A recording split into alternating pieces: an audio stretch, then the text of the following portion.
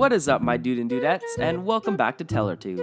In today's video, we're going to be looking at the subreddit r/Prorevenge. Whoa, but first, a huge shout out to you guys because we hit 100 subscribers, baby. No, for real, you guys are truly amazing. You guys have been showing so much love and support on my videos, and I really appreciate it.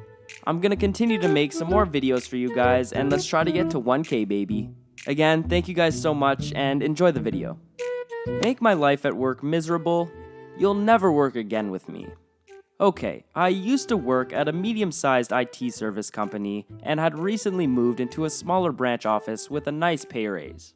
I was basically my own team and got to do interesting work on a large project.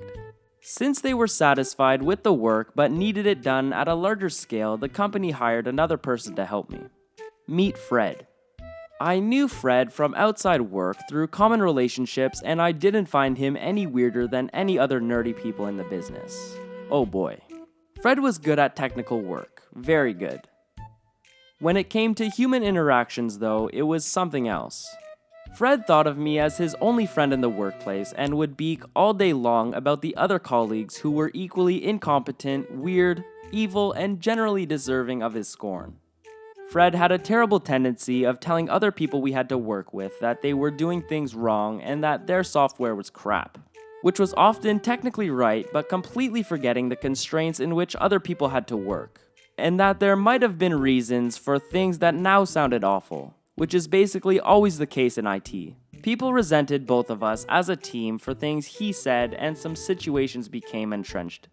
It was getting harder every day for me to get to work. Eventually, he made a lot of enemies and he got a meeting with the division director.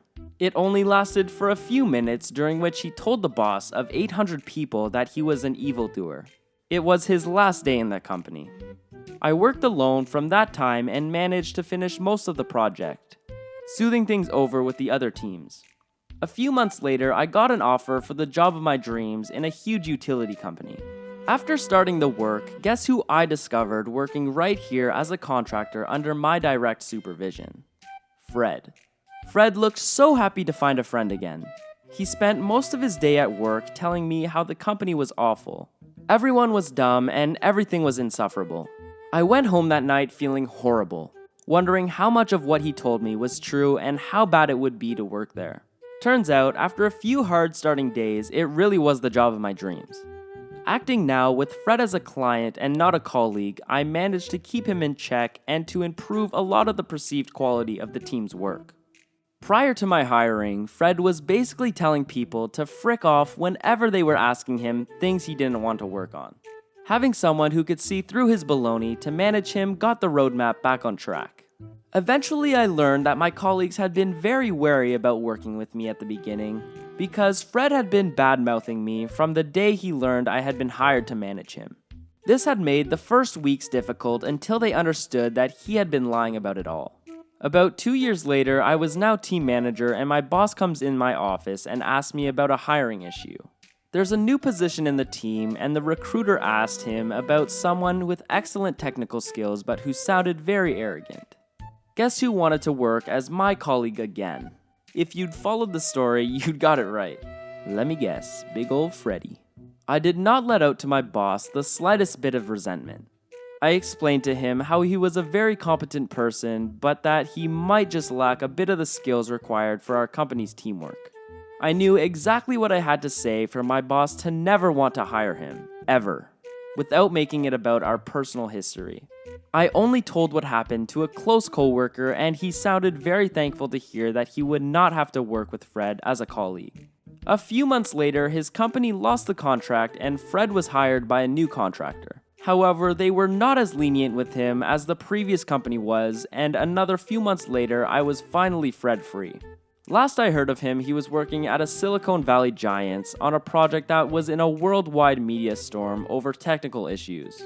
I keep wondering whether he was telling everyone else in his team how bad at their job they were and how much he contributed to that massive failure. I made sure my ex didn't get his dream job.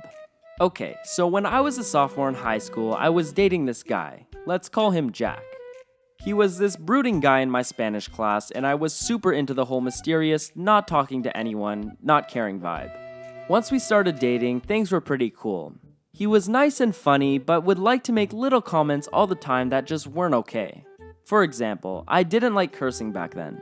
So when he would say frick, I would ask him to stop. And he would just say, "Why the frick should I frickin' stop saying frick?" Over the next few months, things got worse and worse. He didn't want me talking to boys, which I accepted as him just being a jealous boyfriend. But then, he didn't want me talking to girls either, because he thought I would be bad-mouthing him.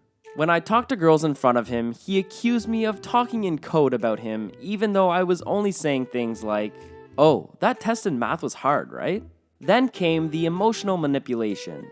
When we could get into arguments, he would storm out of my house and cause scenes in front of my neighbors, forcing me to just agree to whatever he wanted so that he would stop making me look bad in front of others. He would say things like, "Oh, if you loved me, you would do this." One time, I tried to break up with him and he ran to my house 10 miles away to make sure I felt guilty enough to stay with him. Not long after all of this came the physical stuff. He would throw things, hit me, and even punched a hole in my wall. Yeah, that was fun trying to come up with an explanation for my parents.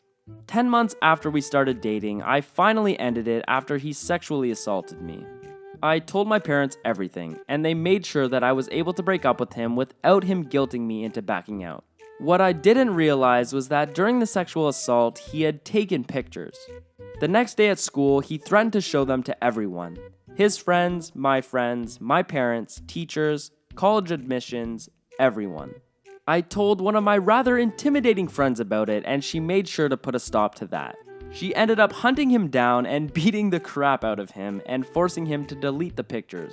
She was the best, and I made sure to buy her a burger for that. Damn right she deserves a burger. Holy. He'd also lent me his graphic calculator for algebra. You know, the one that costs like $200. He told me that he didn't want it back, but that he wanted the money to buy a new one. He also wanted $500 for the pizza, dinners, etc. that he had bought me over our relationship. I said, frick that, bagged up all of the stuff he'd lent me and put it in his locker. When I got home that night, the bag was sitting on my front porch.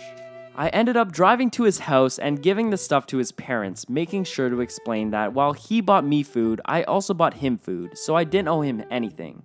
All of that is a long-winded way to say that this guy sucked. Fast forward about a year. I was in therapy, taking medicine, and doing much better after that entire ordeal. I hadn't spoken to him at all, and things were great. Then I get a call from him. Now, Jack's dream was to join the Marines. He'd been training with a Marine recruiter for nearly 2 years, getting in shape, making sure he was up to standard to join. As much as I hated him, I have to admit that he worked his butt off for that. When Jack called me, he asked me to be a character reference for him. Why he asked me, I have no freaking idea. After all of the stuff he did, you'd think he would have wanted me as far away from the recruiting people as possible. Nonetheless, he asked. So I did what any good friend would do and told him, sure, I'd be happy to be your reference. He said great and told me the stuff to say once the recruiting officer called. Stuff like, Jack's an outstanding person, very loyal, very strong, very hardworking, a great guy to have in the Marines. I said, no problem, and hung up. 2 weeks later, I get the call. Sergeant whatever asked me a couple questions like how did I know Jack, did I think he would be a good fit for the Marines, and what kind of person he was, etc. You better believe I told that guy everything. I told him about the emotional manipulation, the physical abuse, the sexual abuse, all of it. In painstaking detail. The sergeant was pretty quiet through all of this. Just listening, jotting everything down, I imagine. At the end of the call, he said, "Thank you for telling me all of this. I'll be honest, that's not what I expected to hear. But I appreciate your honesty. That's not the kind of person we want in the Marines." I agreed with him on that point, and we hung up. Never talked to Jack again after that. Last I heard, he was working at McDonald's, still in our podunk hometown. I guess my character reference didn't help him get into the Marines. Whoops. Anyways, I hope you guys enjoyed today's video. If you did, smash that like button, subscribe to my channel so you can stay up to date with my latest videos. And thank you guys so much again for hitting 100 subscribers, it truly means a lot. And let's try to get to the next goal of 1K, baby. With that being said, I'll see you guys in the next video. Peace.